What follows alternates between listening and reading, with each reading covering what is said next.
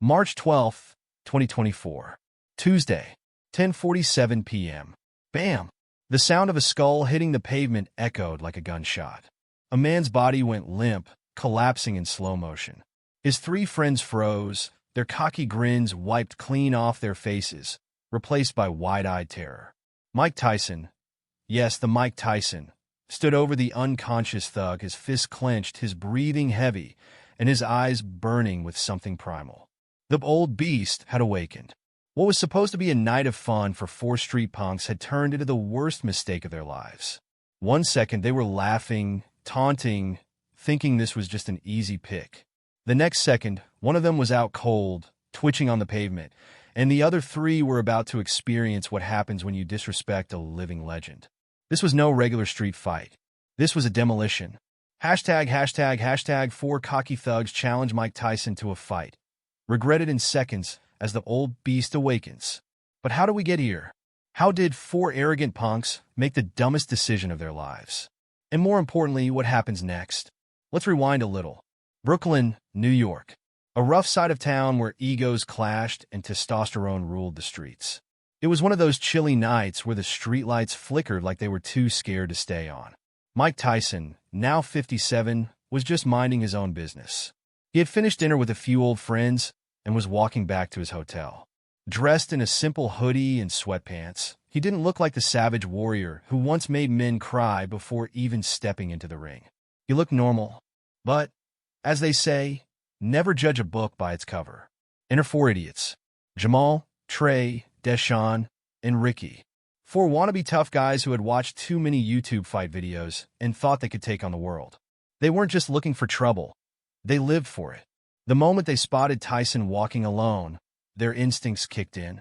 Jamal, the self-proclaimed leader, nudged Trey and grinned. "Yo, is that Mike Tyson?" Deshaun chuckled. "Man, Tyson old as hell now. Ain't no way he's still got hands like that." Ricky, the shortest but loudest of the group, scoffed. "Please, brah. I seen his videos, dude just talks big now. But he can't even throw a punch no more."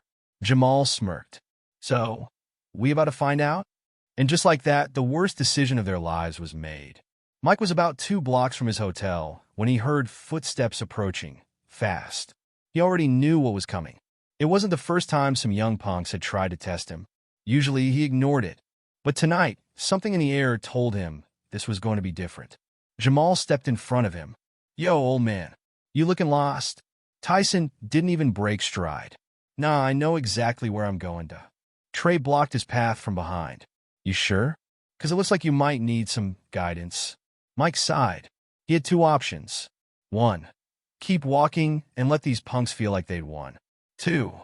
Teach them a lesson they'd never forget. He was in a patient mood until Ricky made the mistake that sealed their fate. The little punk reached out, and grabbed Mike's hoodie. Big mistake. The second that hand touched his hoodie, it was over. Mike's instincts exploded like a coiled snake, striking its prey. His right hand shot out, connecting flush with Ricky's jaw. The crack was loud. The impact? Devastating. Ricky's legs gave out instantly. His body hit the pavement like a sack of bricks. 1 punch. Lights out. Silence. The other 3 thugs looked down at their fallen friend. Then up at Mike. Then back at Ricky. Jamal swallowed hard. "Yo, what the F?" Before he could even finish the sentence, Tyson charged. The look in his eyes? Different. That wasn't Mike Tyson, the podcast host. That wasn't Mike Tyson, the nice old man. That was 1988 Mike Tyson. That was the guy who made professional fighters pee themselves before stepping into the ring. Jamal took a step back, but it was already too late. Mike's left hook came out of nowhere, smashing into Jamal's ribs with a sound like a baseball bat hitting a watermelon. Jamal let out a strangled gasp, his knees buckling. Trey and Deshaun? They had 2 choices. Run. Fight. They chose wrong. Deshaun swung first. Stupid move. Tyson dodged, his head moving like a cobra, avoiding a strike. Then he countered an uppercut straight to the gut. Deshaun's feet left the ground. Trey was the only one left, and he was shaking. His mouth moved, but no words came out. His friends were either out cold or barely breathing. Mike took a slow step forward. Trey bolted. He ran like his life depended on it, which, honestly, it probably did. Mike exhaled, looking down at the three crumpled bodies at his feet. He cracked his neck, then pulled his hoodie back up. The fight was over. Or was it? Because, from down the block, a car engine revved, and someone dangerous had just arrived. The moment Trey disappeared around the corner, a deep, throaty engine roar filled the air. Mike Tyson turned his head slightly, his instincts still razor-sharp. The street was nearly empty except for the dim flicker of a busted streetlight and the three barely conscious punks groaning at his feet. But now, something new had entered the scene. A black Dodge Charger crawled toward him, its tires grinding against the pavement. The kind of slow, deliberate approach that only meant one thing: trouble. Jamal, still clutching his ribs on the ground, managed to lift his head. Through gritted teeth, he wheezed, "OSH*T, he's here." Mike didn't need to ask who he meant, because as the car screeched to a stop, the driver's side door swung open, and out stepped a man who looked like he was built out of concrete and bad intentions. Meet Big Reg. Now, every neighborhood has that one guy, the dude nobody messes with. The guy who, when he walks into a room, people stop talking. The one whose name gets whispered when things go south. In this part of Brooklyn, that guy was Big Reggie. 6'5", 260 pounds of muscle and scars. A thick gold chain around his neck, a fresh cut on his eyebrow, and an expression that said, "I don't have time for nonsense." And worst of all, he was Jamal's older brother. Reggie's eyes scanned the scene.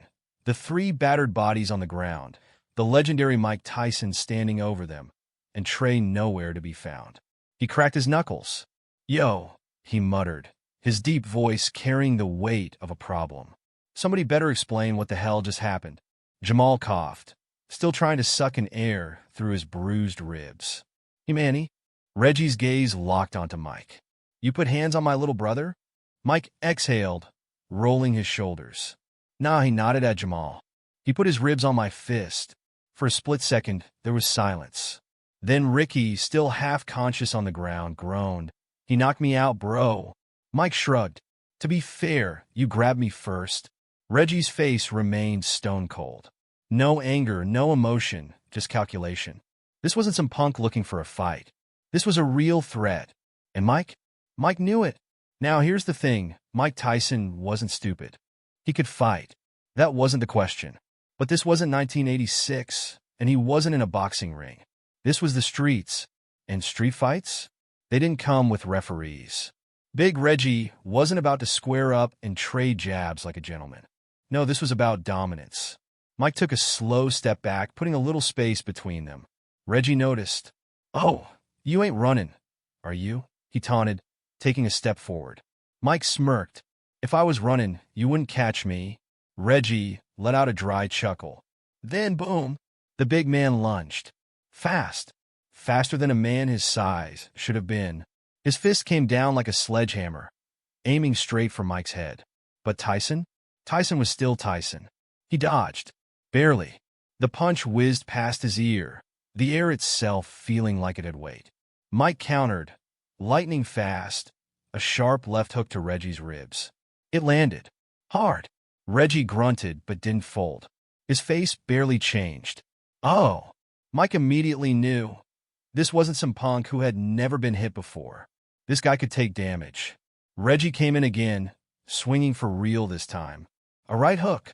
Mike bobbed under it, then twisted, slamming a right cross into Reggie's jaw. Crack.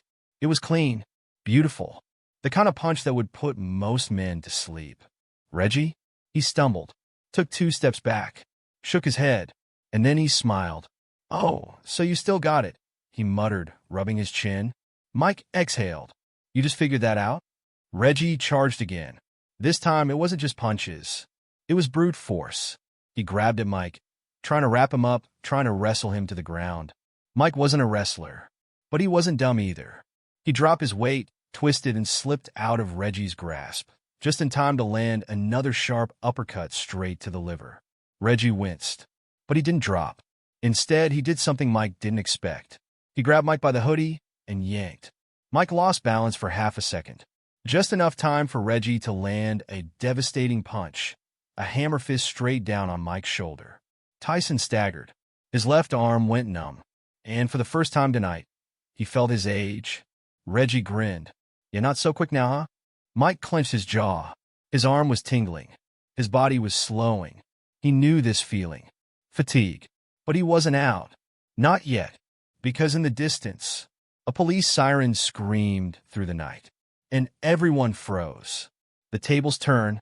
Or do they? Tires screeched. Red and blue lights flooded the street. A patrol car pulled up fast.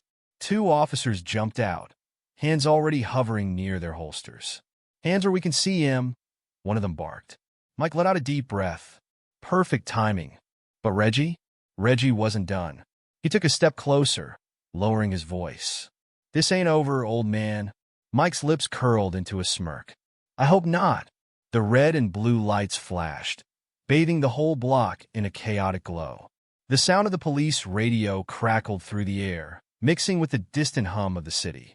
2 uniformed officers stepped out of the patrol car, hands hovering near their holsters, eyes scanning the scene. 3 men lay sprawled on the pavement, moaning in pain. One giant, muscle-bound dude, Big Reggie, stood breathing heavy, fists clenched. And in front of him, Mike Tyson. The older cop, Officer Daniels, took a slow step forward, his hand still resting on his gun. He was seasoned, mid-50s, gray in his mustache, tired eyes that had seen way too much. The younger cop, Officer Ruiz, was all nerves. This was probably the most action he had seen all month. "All right, everybody freeze," Daniels ordered. Voice calm but firm. "Somebody tell me what the hell is going on here." Nobody spoke. Reggie wiped his chin, still tasting blood from Mike's punch. He was pissed, but he wasn't stupid. A street fight was one thing. A charge for assault was another. Mike, still rolling his left shoulder from the impact of Reggie's hammer fist, exhaled slowly. His body was feeling it now. The adrenaline was wearing off, and every muscle he had ever punished in the gym was reminding him of his age. Daniel's eyes locked onto Mike. A flicker of recognition crossed his face. "Mike!" Mike glanced at him. "Yo!" Ruiz's eyebrows shot up. "Wait, you mean Mike Tyson?" His head darted between the bruised bodies on the ground and the legend standing before him. "Holy SHD asterisk." Daniels shook his head. "Damn, man. I used to watch your fights back in the day." He looked down at Jamal, Ricky, and Deshaun. "Let me guess. They started it?" Before Mike could answer, Reggie spoke up. "Nah, man. He started it." He pointed a thick finger at Mike. "Dude jumped my little brother and his boys for no damn reason." Daniels let out a slow, tired sigh. "And I'm supposed to believe that Mike Tyson, a retired heavyweight champion, just randomly decided to beat up 4 kids on the street?" Reggie shrugged. "You tell me." Daniels turned to Mike. "You want to explain?" Mike looked at the groaning bodies on the pavement, then at Reggie, then back at Daniels. He sighed. "They wanted to test me. I passed." Ruiz snorted, trying to hold in a laugh. Daniels shot him a look. Reggie stepped forward, ignoring the cops entirely. "Yo, this ain't over." Daniels held up a hand. "Whoa there, big guy. I don't know who you are, but unless you want to spend the night in a cell, I suggest you back the hell up." Reggie clenched his jaw. His muscles flexed, veins popping. He wanted nothing more than to finish what he started. But then, a third car pulled up. Not a cop car. A sleek, black Escalade, the kind that rolled through the city only when serious people were involved. Reggie froze. Even Mike raised an eyebrow. Because if there was one thing that could make Big Reggie shut up, it was whoever was in that car. The Escalade door swung open. Out stepped a man who looked like he had never once rushed a day in his life. Leon Lenny Delgado. Late 40s. Suit tailored so sharp it could cut glass. Skin the color of dark caramel. A pair of sunglasses resting on his bald head. A single diamond earring glinting in the streetlight. And a reputation. Lenny wasn't loud. He wasn't brash. He didn't need to be. His name carried weight. He took 2 steps forward, adjusted his cuffs, and surveyed the scene. Finally, his eyes landed on Reggie. Reggie's entire demeanor changed. The fire was gone. "Lenny," Reggie muttered. Lenny sighed. Reggie. He shook his head, disappointed. Didn't I tell you to stop making a damn mess in my city? Reggie swallowed. He said nothing. Lenny glanced over at Mike. His lips curled into the faintest smirk. Damn, I must be getting old if y'all are out here picking fights with legends. Mike, despite the soreness settling into his body, chuckled. I didn't pick nothing, duh. Lenny's smirk widened. He turned back to Reggie. Now, tell me something. He gestured to the bruised bodies. Were these your boys? Reggie hesitated. Yeah. Lenny nodded. And what are they now? Reggie's jaw tightened. Laid out? Lenny sighed again, deep and disappointed. So you got 4 boys knocked out by a 57-year-old man? And then what? You thought you could come in here and do better? Reggie didn't answer. Lenny turned to the cops. Officers, we got a problem here? Daniels exhaled. I don't know. You tell me. Lenny smiled, all smooth charm. Far as I see it, we got a misunderstanding between some young men and a man who's got nothing to prove to nobody. He nodded toward Mike. I think Mr. Tyson was just teaching a few punks the consequences of running their mouths. Ain't that right, champ? Mike rolled his neck. Something like that. Lenny turned back to Daniels. So, unless you got a real reason to take anyone in tonight, maybe we call it even? Daniels considered it. He looked at the bodies on the ground. They weren't dead, just humbled. Finally, he sighed. I don't want to do the paperwork anyway. He pointed at Reggie. But you better pray we don't get another call about your dumbass tonight. Reggie said nothing. Lenny clapped his hands. Beautiful. Then I say we wrap this up. The tension in the air eased. The cops got back in their car. Jamal, Ricky, and Deshawn started groggily waking up. Reggie, still fuming, turned away, heading toward his charger. And Mike? Mike started walking. He was done with this night. But as he turned the corner, Lenny's voice called after him. Hey, Tyson. Mike stopped, turned. Lenny grinned. You still got some fight in you, huh? Mike smirked. Guess so. Lenny nodded. Good, 'cause I might just have a real fight for you. Mike narrowed his eyes. What kind of fight? Lenny's grin widened. You'll see. Mike Tyson stood there, arms crossed, eyes locked on Lenny Delgado, the man whose name carried weight in every corner of the city. The streetlights buzzed softly, the night now eerily calm after all the chaos. The way Lenny had said it, I might just have a real fight for you, sent a shiver down Mike's spine. Not fear, curiosity. Mike was done with fighting, had been for years. But something about Lenny's tone? It wasn't just some random street challenge. It was business. And if there was one thing Mike Tyson knew, it was that when men like Lenny offer you something, it's because they know you can't say no. Mike took a slow step forward. All right, I'll bite. What kind of fight we talking about? Lenny smirked, reaching into his pocket and pulling out a gold cigarette case. He popped it open, slid one between his lips, and lit it. You ever heard of the Pit? Mike's jaw tightened. Oh, he'd heard of the Pit. Everyone in the underground fight scene had. The Pit wasn't some boxing gym. It wasn't a UFC octagon. It wasn't even a legal venue. It was a secret underground fight club, tucked away in a part of New York only a few people ever got to see. No referees. No rules. No cameras. Just raw, brutal fights between the toughest men on the planet. Winners walked away with money, respect, and a reputation. Losers? They got carried out, and some didn't come back at all. Mike squinted. You trying to tell me you're running the Pit now? Lenny chuckled, exhaling a cloud of smoke. Not officially. He tapped the side of his head. But I know the people who do. Mike let out a deep breath. He already knew what was coming next. You want me to fight? Lenny grinned. Not just fight. He stepped closer, voice lowering. I want you to headline. Mike let out a small laugh. Man, I'm 57 years old. You out your damn mind? Lenny shrugged. You just dropped 4 dudes in less than 2 minutes and barely broke a sweat. That don't scream retired to me. Mike shook his head. That was different. Lenny's smile never faded. Now, Mike, it wasn't.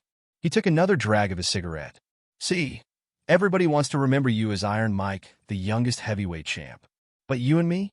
We know the truth. Mike's expression darkened. What truth? Lenny's eyes gleamed. That beast inside you? He ain't gone. For a moment, there was silence. And the worst part? Mike knew he was right. Lenny let the words sink in before continuing. I got a guy. Name's El Toro. Mike raised an eyebrow. El Toro? Lenny nodded. Mexican. 6 feet 4 inches, 280 pounds. Been wrecking dudes left and right in the pit. Only reason he ain't in the UFC is 'cause he makes more money doing things his own way. Mike exhaled. So let me guess. You want me to step in and fight your boy? Lenny's smirk widened. Not my boy. Just a name that needs taquine down. Mike rolled his shoulders. His body was still sore, still stiff. Every part of him screamed, hell no. But deep inside, there was that tiny voice. The one that had been buried for years. The one that used to whisper in his ear before every fight. What if you still got it? Mike looked up. What's in it for me? Lenny flicked his cigarette onto the pavement and crushed it under his shoe. You walk out of there with a cool $2 million cash. No contracts. No politics. Just you one fight and a bag of money. Mike almost laughed. $2 million? You know I don't need money. Lenny's smirk returned. Yeah, but you need purpose. Mike clenched his jaw. He hated how right Lenny was. Lenny patted his shoulder. Take the night. Think about it. He turned to leave, then stopped. But just so you know, he looked over his shoulder. If you don't take this fight? Mike narrowed his eyes. El Toro's coming for you anyway. And with that, Lenny slid back into his Escalade, the door shutting with a soft thunk. The engine growled, and the car disappeared into the night. Mike just stood there, his fists clenched, his heartbeat steady. The beast inside him was waking up. Mike Tyson sat alone in his hotel room, staring at his reflection in the mirror. The fight from earlier? That was nothing. Just a warm-up. His body ached, but it was a familiar kind of ache, the kind that used to make him feel alive back in the day. But now he had a decision to make. Lenny's words kept playing over in his head. That beast inside you? He ain't gone. If you don't take this fight, El Toro's coming for you anyway. Mike knew exactly what that meant. El Toro wasn't just some random underground fighter. He was a monster, a wrecking machine, a man built like a tank with hands like cinder blocks. And worse, he wasn't the type to wait. If Mike didn't take the fight, he knew Lenny would send Toro looking for him. Mike sighed and reached for his phone. He scrolled through his contacts until he found a name he hadn't called in a long time. He hit dial. After 2 rings, a gruff voice answered. Didn't expect to hear from you. Mike leaned forward. Freddie, I need you. A pause. Then a small chuckle. That bad, huh? Mike exhaled. I might be getting back in the game. Freddie Roach, the legendary boxing trainer, let out a long whistle. Well, SH*T. Mike smirked. You in? Freddie didn't even hesitate. You already know. The next morning, Mike found himself standing in front of an old-school boxing gym in Brooklyn. It smelled like sweat, leather, and memories, the same smell that had followed him through his entire career. Freddie was already there, waiting for him. The old trainer's hands were wrapped in tape, his eyes sharp as ever. He took one look at Mike and grinned. You still look mean? Mike chuckled. Mean enough? Freddie stepped closer, lowering his voice. I don't know, Mike. This ain't a regular fight. This ain't no comeback match. You're talking about stepping into a dirty, no-rules war zone against a guy who's never lost. Mike cracked his neck. Good. Then you don't know how to lose? Freddie's grin widened. That's the Tyson I remember. Then he tossed Mike a pair of gloves. Let's get to work. For the next 2 weeks, Mike disappeared. No press. No distractions. Just pure, brutal training. At 5 a.m., he was in the gym. Shadow boxing, footwork, slipping punches like he was 25 again. By 7 a.m., he was pounding the heavy bag, sweat dripping from his forehead as he threw combinations so fast they could break bones. By noon, he was sparring against hungry young boxers. Guys who came in thinking Tyson was washed, only to leave with swollen ribs and bruised egos. And by midnight, he was in the ice bath, body aching, but his mind sharper than it had been in years. Each day, the fire inside him grew. Each day, the beast inside stirred a little more. And then, one night, as Mike sat on the edge of the ring, taping his hands, Freddie walked over and sat beside him. You ready for this? Mike didn't even look up. I was born ready. Freddie smirked. Good, 'cause I got news. Mike finally glanced at him. El Toro just arrived in New York. Mike clenched his fists. It was time. 2 nights later, Mike stood in front of a rusty, abandoned warehouse on the outskirts of Brooklyn. A long line of expensive cars and dangerous-looking men stretched down the block. No cameras, no reporters, no contracts. Inside this building, the most brutal underground fight club in the world. As Mike stepped toward the entrance, Lenny Delgado was already waiting, dressed sharp as ever. Lenny grinned. "Didn't think you'd show." Mike smirked. "Then you ain't as smart as I thought." Lenny chuckled. "Come on in, champ. Your fight starts in 30 minutes. Mike stepped inside. The place was packed. Hundreds of people gathered around a massive, caged-off ring. The floor was stained from years of blood, sweat, and broken dreams. And at the center of it all, El Toro. The man was a mountain. 6 feet 4 inches, 280 pounds of pure violence.